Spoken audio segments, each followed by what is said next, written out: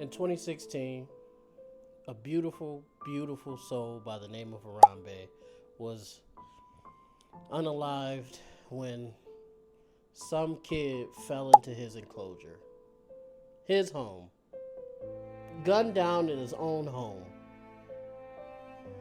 And this tragedy started a chain of events that I like to call the worst possible timeline. Celebrities and almost dead guys becoming president, Derrick Rose retiring without a championship. That one hurts the most. And now, the New York Knicks potentially being NBA champions. I don't want to live in a world where the Knicks are NBA champions. And there you have it, folks. The New York Knicks are the 2025 NBA champions. New York isn't going to get any sleep tonight.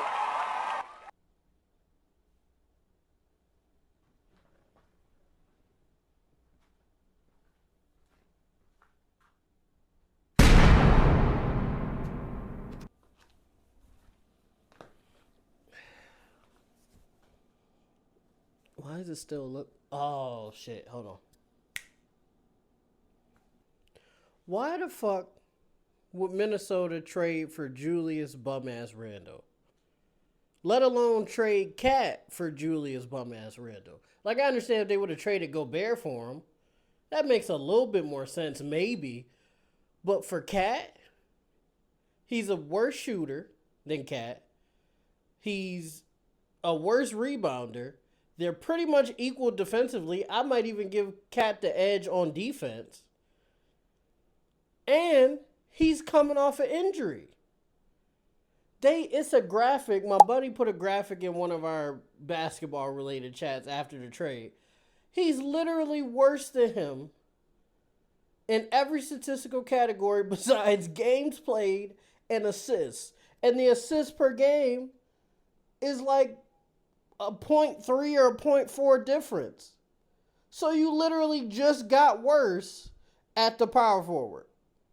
I tried to look on the bright side, right? Because Minnesota did get a pick from New York, and come to find out that pick is a Detroit pick. So I was like, oh shit, okay, if that's a 2025 pick, hoping that Detroit stays terrible like they were last year, or at least some semblance of terrible, then that pick could end up being Cooper Flagg, which is crazy. Anthony Edwards and Cooper Flagg together, match made in heaven. I feel like that's a definite championship within a year or two, and Anthony Edwards is still very young.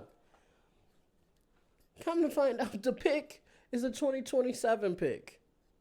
I don't even know who's going to be in the 2027 draft. Maybe Bryce James? I don't know, man. I don't know, but it's nothing to win right now. Like if you would have drafted Coop, you're winning within the next 3 years. That 2027 pick, Anthony Edwards is probably going to be gone by the time that player is ready to be good. And that's if Detroit is still bad in 2026 and 2027. Because, on paper, Detroit is a very good young team. They just are having trouble figuring it out, I guess. Because one, again, they're very young, and two, maybe coaching. They've had a bunch of coaches in and out of there, and they can't get any consistency. But Cade Cunningham, Jalen Duren, and all those guys, they got one of the Thompson twins. Like, they're a solid young team. They're just young, as I said. But that's beside it. But that was the one bright side of it. And even that isn't going to work out in the present term.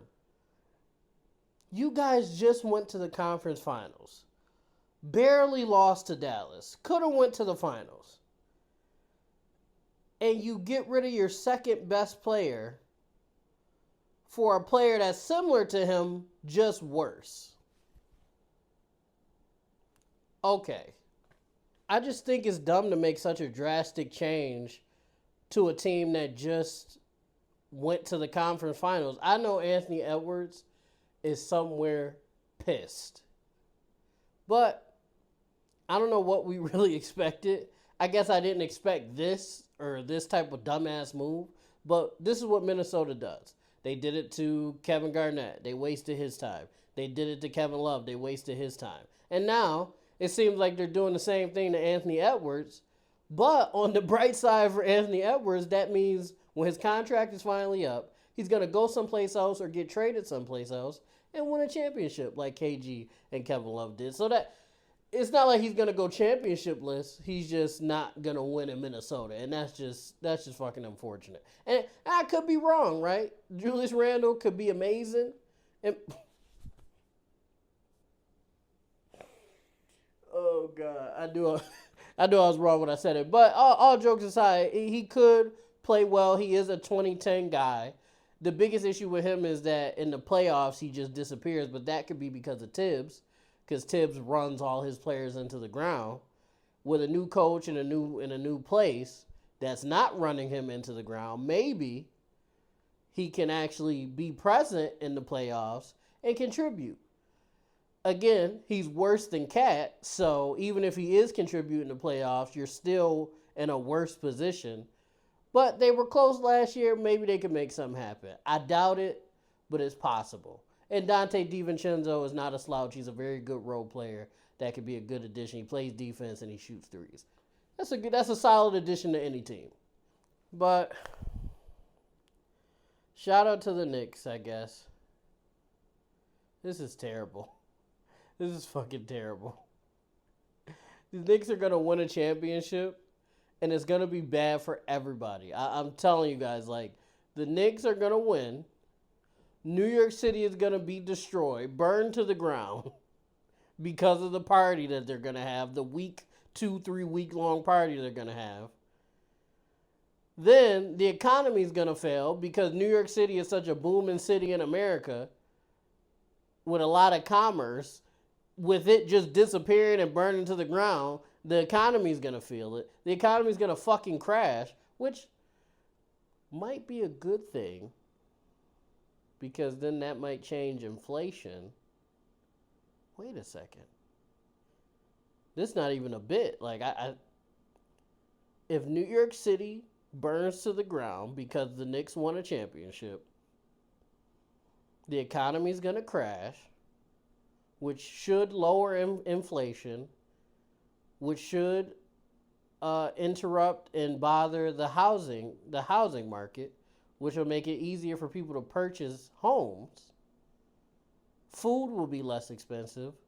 Gas may go up, possibly because of the inflation drop, but that's everything can't go down. You know what I'm saying? You got to make money somewhere.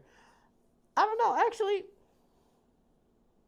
it might not be that bad if the Knicks win a championship. I don't know. I just ruined my whole point in 1 second. It's going to be bad, okay? It's going to be bad. The Knicks winning championship is bad for the NBA. It's bad for fucking the country. I think the worst part of this is they broke up the Villanova Knicks and we didn't even get to see them all fully play together. Like, Mikal Bridges is an upgrade from DiVincenzo, but like, I don't know. I did want to see those guys play together. I thought that would have been cool. But on the flip side to that, it's not like DiVincenzo. I don't know how long his contract is, but it's not like DiVincenzo would be difficult to get back somehow through, like, maybe if he gets traded someplace else and then they make a trade with that team to get him back. It probably won't be this year, but I mean, hey, who knows? He might end up back and we might still get to see that team together. I don't know, but shout out to the Knicks. I guess. I'm still the biggest Knicks hater. I don't want them to succeed, but they look like they probably will. So I gotta give respect where respect is due. The only thing that I see hindering them is Tibbs, and not because Tibbs is a bad coach or anything. Tibbs is a great coach. He just, like I said before, runs his players into the ground, and I think that's going to be detrimental going forward. Like we seen it last year. They lost to the Pacers because they were exhausted and injured. Because Tibbs thinks it's a good idea to play all of his top guys 48 minutes a game throughout the entire season and then expects them to deliver in the playoffs, and that's just not going to happen. That's why, part of the reason why we lost Derrick Rose, in a sense of him not him losing his prime to bad knees. If Tibbs didn't run him and the rest of that team into the fucking ground, D Rose might not be retiring right now. But look at where we are. And now he's gonna do the same thing to Brunson and Cat now. That might be a problem too. See, I'm thinking of shit as I'm talking. That might be a problem too. Cat, I don't know if Cat's personality works well with Tibbs' personality. I don't know. We'll see. I think this move makes the Knicks the favorite. Like they got Brunson, they got Bridges, they got Josh Hart, Cat, the best big man shooter ever, and then they got OG Anunoby, and then their bench. That